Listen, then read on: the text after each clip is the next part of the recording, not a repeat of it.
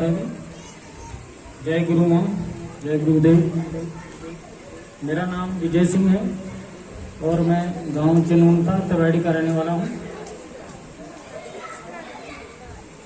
मैं अपना जो अनुभव बताऊंगा वो शायद सबसे अलग होगा, क्योंकि मेरी उम्र 46 साल है, जिसमें से मैंने आधे से ज़्यादा उम्र जो तकलीफ़ों में काटी है। जब मैंने अपना विवाह किया उसके 1 साल बाद ही मेरी पत्नी बीमार हो गई। कई डॉक्टरों से इलाज कराया, चलते चलते चलते आगे जो संतान हुई, एक बीमार फिर दूसरा बीमार। मैंने सोचा शायद मेरी किस्मत ही खराब है, जब मेरी किस्मत में ही ऐसा लिखा है कि दुख। और इसके चलते मेरी पत्नी को ब्लड कैंसर हो गया, उसका इलाज कराते रहे, अभी तक चल रहा था। लेकिन पिछले 7-8 महीने से मैं गुरुजी से जुड़ा और मेरी पत्नी की जो ब्लड कैंसर की दवाई है वो छूट चुकी है। डॉक्टर ने बोला कि बिल्कुल क्योर हो गई है, इसको जरूरत नहीं है अभी दवाई की, लेकिन आप उसको आपको बीच में टेस्ट कराते रहना है। 1 साल अभी 7-8 महीने से बिल्कुल दवाई छोड़ दी है ब्लड कैंसर की, जबकि इससे पहले डॉक्टरों ने बोला था कि इसका इलाज कराना है तो थाईलैंड जाओ। थाईलैंड तो हम अपना गांव भी भेज देंगे पूरा, तभी बंदा थाईलैंड नहीं जा सकता।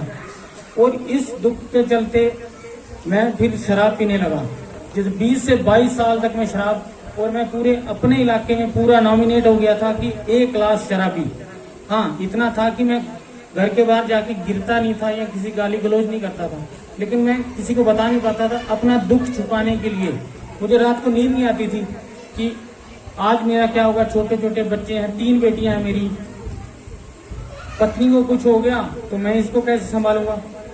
मैंने 20-22 साल तक खूब शराब पी। एक दिन मेरे बड़े भाई साहब इनके पास आते हैं, उत्तम जी, उन्होंने बोला यार तू थोड़ा अपने आप को संभाल, ऐसे नहीं होगा, शराब पी के दुख नहीं जाएगा तेरा, तू दुख निवारण सत्संग में मेरे साथ चल निम्बला में। कुछ दिनों तक तो मैं सोचता रहा, जाऊं नहीं जाऊं, क्या होगा, इतनी परेशानी में कुछ नहीं हो सकता। फिर एक दिन मैंने मन बनाया, और जिस दिन मैंने मन बनाया कि मैं निम्बला में जाऊंगा, और मैं भगवान को साक्षी मानकर ये कह रहा हूं कि जिस दिन मैंने बोला ना, उसके 2 दिन बाद एतवार था, मेरे को आना था यहाँ, और उसी दिन से मैंने शराब नहीं पी, और 8 महीने से मैंने शराब को पिया नहीं। मेरे को मतलब कि मैं गुरु जी के पास आया, बैठा, और मुझे मन में शांति हुई। मुझे लगा कि नहीं, शायद डूबते को एक सहारा मिल गया।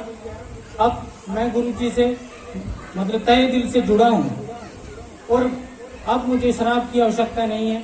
जो गुरु जी द्वारा दिया हुआ पाठ है, मैं अपने परिवार के साथ, हम तीनों लड़कियों को खुद हम 1-1, 2-2 घंटा खूब मस्ती से बैठते हैं। उसके लिए कोई ये टाइम नहीं है कि मुझे भागना है।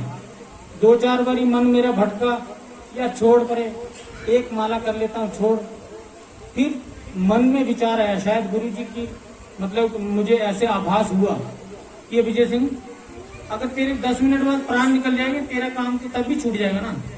इसीलिए मैं चाहता हूँ कि आप सभी लोग मतलब कि भगवान के प्रति श्रद्धा रखें, गुरु माँ और गुरु जी के प्रति।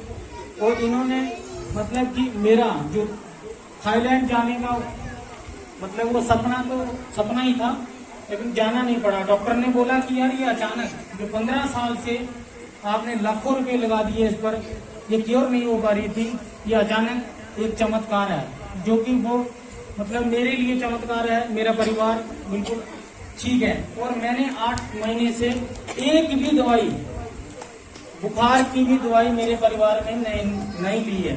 हमारे घर में लड़ाई झगड़ा तो होता ही था, क्योंकि पति शराब पी के आएगा, पत्नी आगे बीमार है, वो देख रही है कि मैं मर गई, मेरे से पहले तो ये मर जाएगा, बच्चों को क्या हुआ। लेकिन हमने मतलब अभी इनके पास आकर मेरी जो आत्मा बिल्कुल शुद्ध हो गई है। और हमें चाहिए कि हमें अपनी कमाई में से जो 4 पैसे लगाने चाहिए, जैसे गुरु जी के मतलब ये भंडारे में लगने के, मतलब हम सोचते हैं पैसा क्या करेंगे। इसीलिए कि कवि ने लिखा है, जो जल बाड़े नाव में, घर में बाड़े दाम, 2 हाथ उलीचिए यही से आनो काम। मतलब रोग कब आता है, मतलब जैसे कवि ने लिखा है कि जो नाव है वो दरिया में जा रही है, उसमें सुराग है, पानी आ रहा है अंदर, वो तो डूबेगी ना। इसलिए कहा है जो जल बाढ़े नाव में, मतलब उस किश्ती में जो नाविक है, जो बैठा है, उसका काम है दोनों हाथ से उसको पानी को बाहर निकालता जाए, ताकि जब तक वो पार ना पहुंचे तब तक उस पानी को निकालता जाए, नहीं तो डूब जाएगी। इसी तरह जब हमारे पास बेअंत सरमाया पैसा आ जाता है ना, तो ये रोग कष्ट पैदा होते हैं। इसीलिए उन्होंने कहा है कि जो जल बाढ़े नाव में, किश्ती में जब जल बढ़ने लगे और घर में दाम मतलब पैसा आने लगे खूब, वो अच्छा बुरा कैसा भी हो, दो हाथ उली चाहिए, मतलब दोनों हाथों से दान देने चाहिए। यही सयानो काम। अगर आप पैसा जोड़ेंगे, छोड़ के चले जाओगे, बाद में जुआ खेलेंगे। मतलब जिसको फ्री में पैसा मिलेगा, औलाद के लिए, औलाद को सिर्फ कामयाब करो, उसको रोटी कमाने के काबिल कर दो और भक्ति में लगाओ उसको। मेरी यही दुआ है कि गुरु माँ और गुरुदेव मेरे पर सदा कृपा बनाए रखें। दी मेरा नाम जय माता दी, जय गुरु माँ, जय गुरुदेव। मेरा नाम नीलम देवी है, मैं किशनपुर रोना नहीं है। मेरा अनुभव मेरे बेटे का उसी बड़ी है दर्द ही, घुटने च बड़ी के दर्द ही। अस बड़े डॉक्टर गी दस्सेआ, उधमपुर भी दस्सेआ, जम्मू भी दस्सेआ, पर दवाई कन्नै उनेंगी बिल्कुल फर्क नहीं हा। फ्ही अस भगवान ब्रह्मा, भगवान विष्णु, भगवान महेश आज आए हुए सभी मेरे बुजुर्ग, माताएं, बहनें, मेरे बच्चे, सभी को कृष्ण जन्माष्टमी के अवसर पर सभी को मेरी तरफ से कोटि कोटि वंदना, कोटि कोटि प्रणाम। आज का दिवस बहुत ही महत्वपूर्ण है। भगवान कृष्ण का आज इस पृथ्वी पर प्रकट दिवस होया था और भगवान सदा प्रकट है। हमारे अंदर उनका अंश है। सिर्फ धर्म की स्थापना के लिए युग युग में आते हैं। जब अधर्म बढ़ जाता है तब उनको पृथ्वी लोक में आना पड़ता है। इस स्थूल शरीर में ये तो भगवान सदा है। गीता में कहा है कि जदा जदासी धर्म से ज्ञानी भक्ति भारत अभितानम धर्मा से तदा मानम सुजाव्यम परित्राणाय साधु विनाशाय दुष्कृतम धर्म स्थापना हरे आसमा में जुगे जुगे हानि होती है। धर्म बढ़ जाता है, उस वक्त परमात्मा को इस सृष्टि में अवतार लेना पड़ता है। तो आज उनका जो भगवान जो कृष्ण ने वसुदेव और देवकी के घर में अवतार लिया था, आज उनका प्रकट इसमें मैं सभी भक्तों को आए हुए इस दिवस पर कोटि कोटि वंदना करता हूँ, कोटि कोटि प्रणाम करता हूँ। समय की भी आज कम है क्योंकि कुछ भक्त लोगों ने उनकी श्रद्धा है, कुछ झांकियां पेश करेंगी, कुछ साक्षात कृष्ण भगवान थोड़ी देर में आपके सामने आएंगे, आपको देखेंगे स्थूल रूप में। मगर जब जो तत्व ज्ञानी होता है उसको वो सूक्ष्म रूप दिखते हैं, और गुरु जो देता है आपको वो स्थूल रूप से दिखता है, मगर वो अति सूक्ष्म होता है। और आपको फायदा हो रहा है, जो जहाँ जो आपको फायदा हो रहा है वो सूक्ष्म रूप से हो रहा है, आपको दिख नहीं रहा है। मगर आपके जो ग्रह दोष, इंद्रिय दोष, कालसर्प दोष, इतने दोषों का निवारण हो रहा है, क्योंकि ये दोष सूक्ष्म है। और कालयुग में जो दोष आने वाले, जो कालयुग में भयंकर जो पाप होगा, उसमें दोषों से व्यक्ति मारा जाएगा।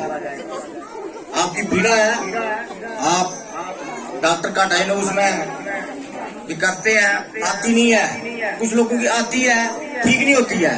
ये सूक्ष्म रोग काल युग में पहले कृष्ण भगवान ने अर्जुन को बता दिया था गीता के माध्यम से। तो आज इसका जो दुखम शासन है ये कृष्ण भगवान साक्षात आपको ठीक करते हैं। ये समाज में करना पड़ता है। मगर जो जागृत भक्त होते हैं, जिनमें कृष्ण का उनको जागृत किया कि समाज में मेरी कृपा बरसाओ। उसको बोलते हैं कि आज सत जुगा सच है विश्वास नाम उधम सच और गुरु प्रसाद जप। और जब आपको करना है जो आप गुमा देंगी आज आपको वो घर में करना है। आपको वो करके देखो 6 मिनट जो दोष आपके शरीर में बैठे हैं वो चले जाएंगे कृष्ण भगवान की कृपा से।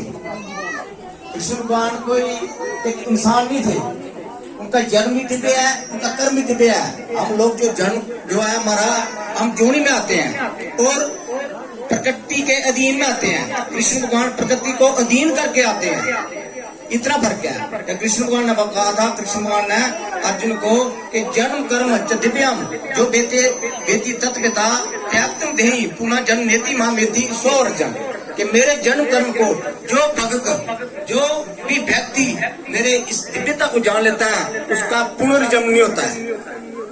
हम आए किस लिए सृष्टि में? इस जन्म को मिटाने के लिए, अपने पाप को मिटाने के लिए, मगर हम पाप घोर बना देते हैं। इसको खत्म करने का एक ही तरीका है सत्संग। सत्संग के आपको सदाचारी बनोगे, दुराचार नष्ट होगा, आपको उनको नाश होगा और सतगुण बनेंगे। सतगुण बनेंगे तो प्रभु दूर नहीं है। नौरहा बंदा लैना सगंदा सा न जाने मूड़ा माए मत होशियां बातें मिलन जाने बरमंदड़ा ये नानक साजन सबसे नित्य था गुरु बिना सूझे। ये गुरु कृपा बगैर नहीं सूझता। अगर आपका दुख दूर होया है तो भगवान ने किया है। आपको कोई कष्ट है, कोई पीड़ा है, घर में कोई कामना दूर हुई है आपकी, तो आपने भगवान ने किया है। उसको भगवान का चिंतन करो, उसका जप करो, उसका तप करो, आप शुद्ध हो जाओगे। शुद्ध से आपकी मृत्यु भी हो जाएगी, आपका जीवन सार्थक हो जाएगा। तो हमने जो जन्म मनाते हैं, प्रभु बोलते हैं मेरे जन्म उस दिव्य जन्म को जानो। दिव्यता प्रभु जब आए थे सृष्टि में उस वक्त जो सुरसैन थे, जो देवकी के घर में जब आए थे, सुरसैन नाम का राजा था। उनके पुत्र का नाम था वसुदेव और उर्वसेन राजा कंस का पिता था। राजा कंस का जो पापी था, दुराचारी था और पाप आता था। आप जो समाज में दुराचारी व्यक्ति है वो पाप लाएगा, तो जहां बैठेगा, जिस घर में जाएगा, चाहे स्त्री है चाहे पुरुष है, वो दुराचार फैलाएगा, तो अधर्म फैलाएगा।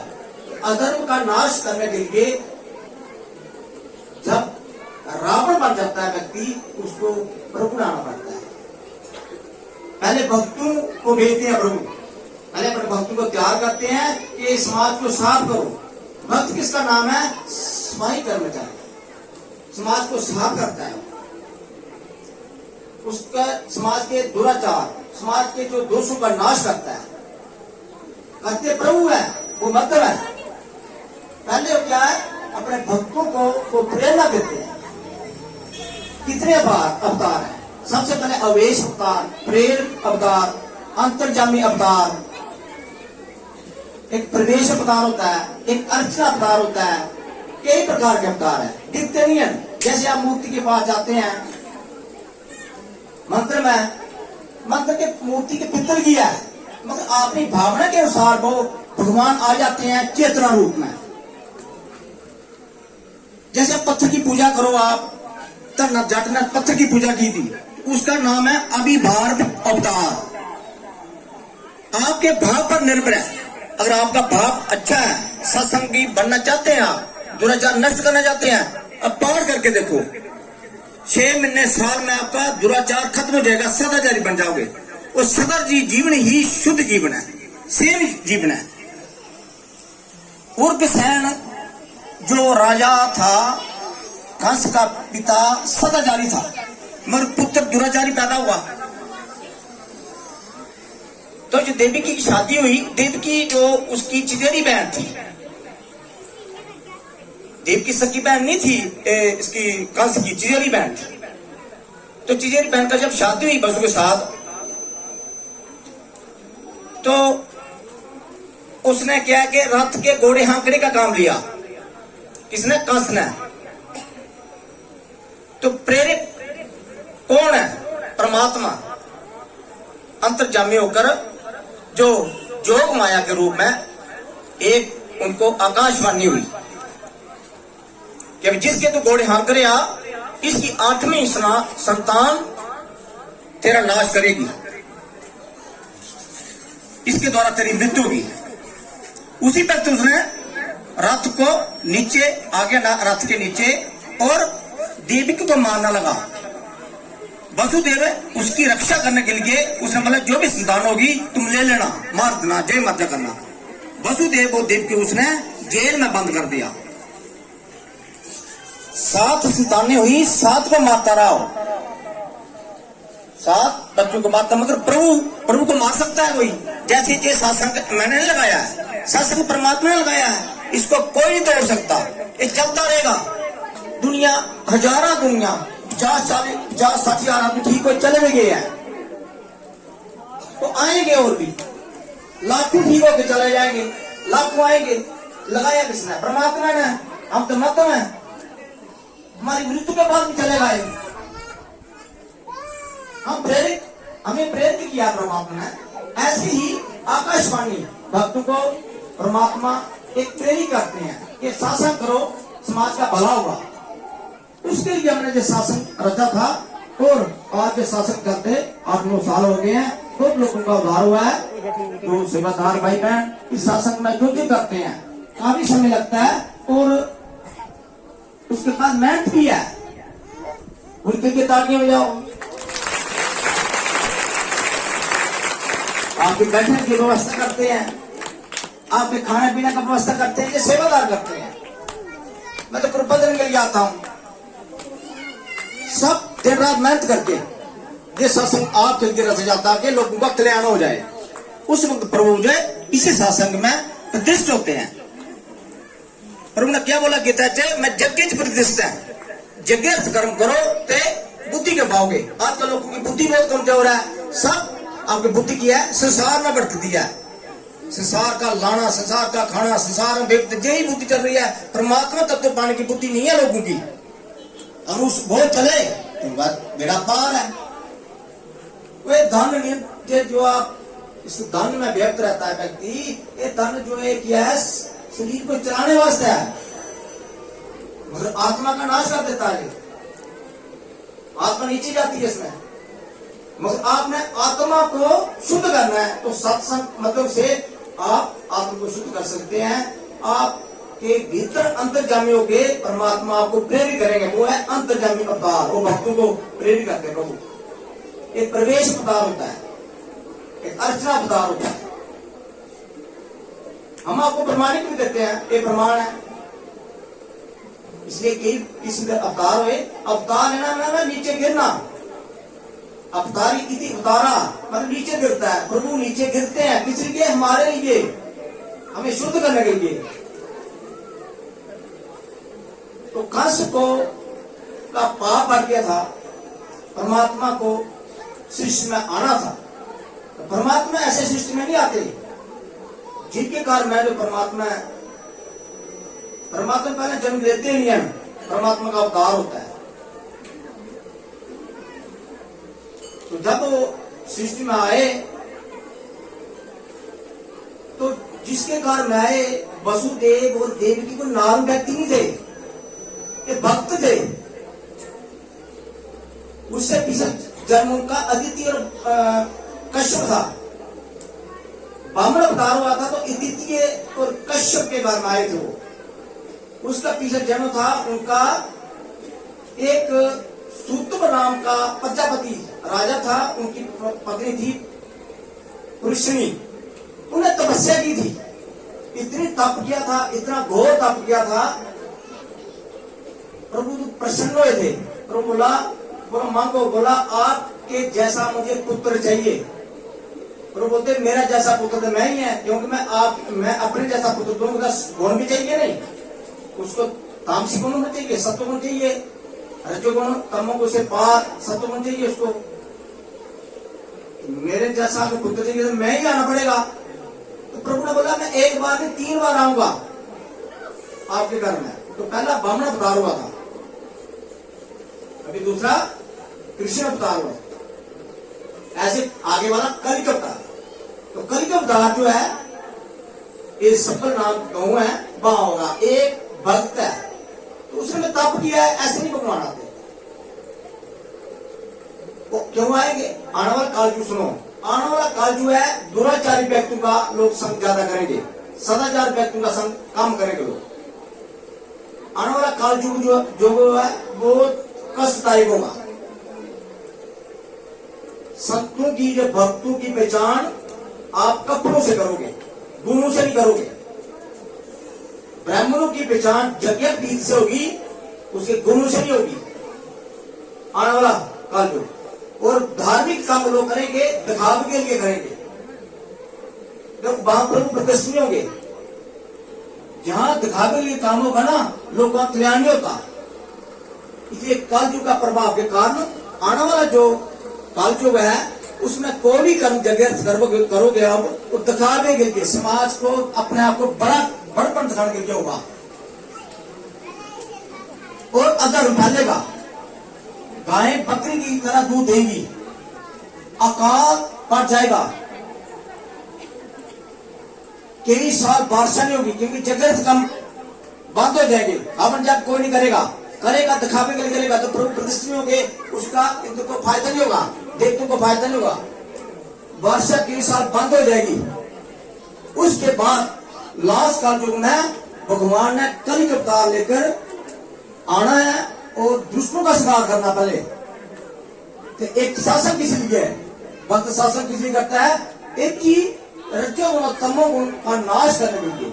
हमारे भीतर में रजोगुण तमोगुण बढ़ जाते हैं तो हम दुष्ट बन जाते हैं, अहंकारी बन जाते हैं। निरहंकारी बनना है तो जुगना सीखो। पेड़ है, आपको पता पेड़ है, पेड़ हमें फल देता है, झुकता है, जिसको झुकता है उसके पास फल होता है। जिसके पास आकड़ है उसके पास कुछ नहीं होता है। जैसे बांस है वो फल देता है, बांस का पेड़ उसमें फल नहीं हो, बिल्कुल फल नहीं होता। इसलिए सत्संग आपको